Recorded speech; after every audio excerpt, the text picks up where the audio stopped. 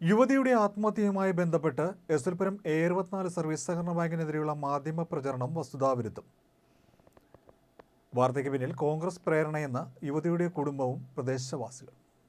SL Puram service സഹകരണ ബാങ്കിന്റെ കുടിശ്ശിക നിവാരണവുമായി ബന്ധപ്പെട്ട് പോയതിന്റെ പേരിലൊരു കുടുംബനാഥ ആത്മഹത്യ ചെയ്തതെന്നും പറഞ്ഞ വാർത്ത വസ്തുതാവിരുദ്ധമാണ്.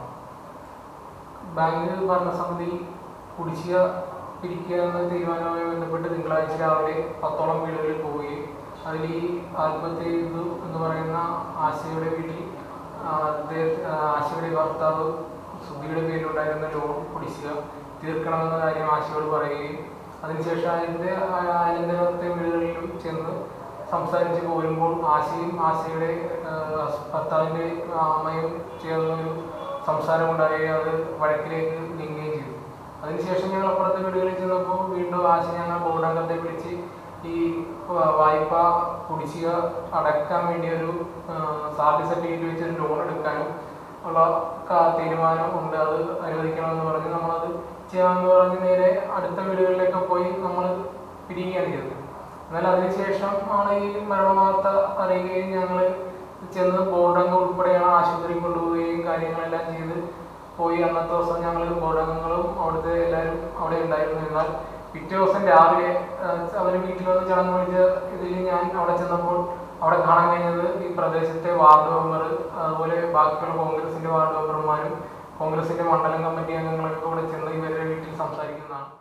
യുവതിയുടെ ആത്മഹത്യയുമായി ബന്ധപ്പെട്ട് എസ്എൽപുരം A24 സർവീസ് സഹകരണ ബാങ്കിനെതിരെയുള്ള മാധ്യമ പ്രചരണം വസ്തുതാവിരുദ്ധം. വാർത്തയ്ക്ക് പിന്നിൽ കോൺഗ്രസ് പ്രേരണയെന്ന് യുവതിയുടെ കുടുംബവും പ്രദേശവാസികളും പറഞ്ഞു. ബാങ്കിന്റെ കുടിശ്ശിക നിവാരണത്തിന്റെ ഭാഗമായി ബാങ്ക് സെക്രട്ടറി, പ്രസിഡന്റ്, ഭരണസമിതി അംഗങ്ങൾ എന്നിവർ മലയക്കുളം വടക്ക് പഞ്ചായത്ത് 10, 11 വാർഡുകളിലെ കുടിശ്ശിക ഉള്ള സ്വകാര്യരുടെ വീടുകളിൽ സന്ദർശനം നടത്തിയിരുന്നു. ഈ കുടിശ്ശിക ലിസ്റ്റിൽ ഉൾപ്പെട്ടയാളാണ് ആത്മഹത്യ ചെയ്ത ആശയുടെ ഭർത്താവ് കാര്യവിളി വീട്ടിൽ സുധി. ആശയോട് സുധിയുടെ പേരിലുള്ള ലോൺ കുടിശ്ശിക തീർക്കണം എന്നുള്ളത് സുധിയോട് അറിയിക്കണമെന്ന് വീട്ടിലെത്തിയ സംഘം പറഞ്ഞു. ഇതോടൊപ്പം തന്നെ സുധിയുടെ അയൽവക്കത്തെ വീടായ മുരിങ്ങനാട് സുനിലിന്റെയും സുരേഷിന്റെയും വീടുകളിലും ചെന്നിരുന്നു. സംഘം അയൽവക്കത്തെ വീട്ടിൽ നിൽക്കുമ്പോൾ ആശയും സുധിയുടെ അമ്മയുമായി വഴക്ക് നടന്നതായി പറയുന്നുണ്ട്.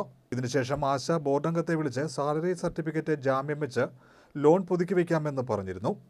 പിന്നീടാണ് ആശയെ ആത്മഹത്യ ചെയ്ത നിലയിൽ കണ്ടെത്തിയത്. ഇക്കാരണങ്ങൾ തന്നെയാണ് സുധിയുടെ അമ്മയും പോലീസിന് മൊഴി നൽകിയിട്ടുള്ളത്.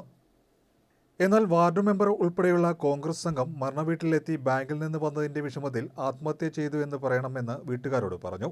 ഈ വിവരം സുധിയുടെ അമ്മ ബാങ്ക് പ്രസിഡന്റിനോട് നേരിട്ട് പറയുകയും ചെയ്തിരുന്നു. വൈകിട്ടോടെ വീണ്ടും മെമ്പർ എത്തിയാണ് സുധിയെ പറഞ്ഞ് തെറ്റിദ്ധരിപ്പിച്ച് കള്ളവാർത്ത ചമച്ചത്. ഇങ്ങനെ വാർത്ത നൽകിയാൽ ഈ ലോൺ തള്ളിക്കളയുമെന്ന് മെമ്പർ തെറ്റിദ്ധരിപ്പിച്ചെന്ന് ആശയുടെ ഭർത്താവ് സുധി ബാങ്ക് പ്രസിഡന്റിനോട് പറഞ്ഞു. ബാങ്കിൽ നിന്ന് ആളെത്തിയപ്പോൾ ആശയുടെ കൂടെ ഉണ്ടായിരുന്ന അമ്മായോടും മറ്റ് അയൽവീട്ടിൽ ഉള്ളവരോടും സത്യാവസ്ഥ ചോദിച്ച് മനസ്സിലാക്കാൻ മാധ്യമസംഘം ശ്രമിച്ചില്ലെന്ന പരാതിയും പ്രദേശവാസികളുടെ ഭാഗത്തു നിന്നും ഉയരുന്നുണ്ട്. ബാങ്കിനെതിരെയും ഭരണസമിതിക്കെതിരെയും കള്ളവാർത്ത നൽകി സഹകരണ ബാങ്കിനെ തകർക്കാനുള്ള കോൺഗ്രസിന്റെ രാഷ്ട്രീയ നീക്കത്തിനെതിരെ ശക്തമായ നിയമ നടപടികൾ സ്വീകരിക്കുമെന്ന് ബാങ്ക് പ്രസിഡന്റ് സുജിത് ദാസ് പറഞ്ഞു. ആശ ആത്മഹത്യ ചെയ്യാൻ കാരണം എന്ത് എന്നുള്ള കൃത്യമായ അന്വേഷണം നടത്താനും ഫോൺ പരിശോധിക്കാനുള്ള നടപടി പോലീസ് സ്വീകരിക്കണമെന്നും ബാങ്ക് പ്രസിഡന്റ് പറഞ്ഞു. അവര് വിഷമത്തോടെ വിളിച്ചു പറഞ്ഞു, ഫോണിൽ വിളിച്ചു പറഞ്ഞു. അങ്ങനെയാണ് അതിന്റെ സങ്കടത്തിലാണ് ആത്മഹത്യ ചെയ്തത്. എന്നാൽ അതൊക്കെ വെറും വസ്തുതക്ക് നിരക്കാത്തതാണ്. അതിനുശേഷം ഈ സുധിയെ എന്നെ കാണുകയും എന്തൊക്കെ വണ്ടി ഞാൻ പോയിക്കൊണ്ട് എനിക്ക് നിൽക്കാൻ പറയുകയും ഞാൻ ചെന്ന് സംസാരിച്ചപ്പോൾ എന്തൊക്കെ പറഞ്ഞ് എന്തൊക്കെ ക്ഷമിക്കണം, അത് തെറ്റുപറ്റിപ്പോയി, നിങ്ങൾക്കൊരു പിണക്കം ഉണ്ടാകരുതെന്ന്. ഞാൻ പറഞ്ഞാൽ അത് ഇങ്ങനെ ഒരു കാര്യം ചെയ്ത് വെച്ച് പിണക്കം ഉണ്ടാകരുതെന്ന് പറഞ്ഞിട്ട് കാര്യമുണ്ട്. അപ്പോൾ അവർ പറഞ്ഞു അത് അങ്ങനെയല്ല, നിങ്ങളെല്ലാവരും പിണങ്ങിയിരിക്കുകയാണ്. ഞാൻ പറഞ്ഞാൽ ഇന്ന പോലെയുള്ള കാര്യങ്ങൾ ഞങ്ങൾ രാവിലെ വന്ന് ഈ എല്ലാ ചടങ്ങിലും പങ്കെടുത്ത് കാര്യങ്ങളെല്ലാം ചെയ്ത് മാറിയതിന് ശേഷം പിറ്റേ ദിവസം നിങ്ങൾ ഇങ്ങനെ നമുക്കെതിരായിട്ട് വസ്തുതക്ക് നിരക്കാത്ത കാര്യങ്ങൾ പറയുമ്പോൾ ഒരു മാനസികമായിട്ട് ഇതുണ്ട്, അല്ലാതെ വേറെ ഒന്നുമില്ല. അപ്പോൾ അദ്ദേഹം എന്നോട് പറഞ്ഞത് മെമ്പർ വന്ന് ഇങ്ങനെ പറയാൻ പറഞ്ഞു.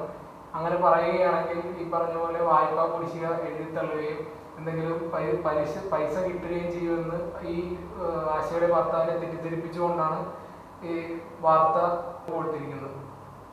എന്നാൽ ആശയുടെ അമ്മ ഞങ്ങൾ ചെന്നപ്പോൾ ഞങ്ങളൊപ്പം ഉണ്ടായിരുന്നു. അവർ ഇതിൽ ഞങ്ങൾ സംസാരിക്കുന്നത് കുടിശ്ശികയുണ്ട്, സുധിയോട് പറയണം അത് അടക്കണം എന്നല്ലാതെ വേറെ ഒന്നും അവിടെ പറഞ്ഞില്ല. എല്ലാ വീടുകളിലും കുടിശ്ശിക ഓർപ്പെടുത്താനോ അത് പരമാവധി അടച്ച് പുതുക്കി വെക്കാനോ ആണ് നമ്മൾ ചെന്ന് സംസാരിച്ചത്.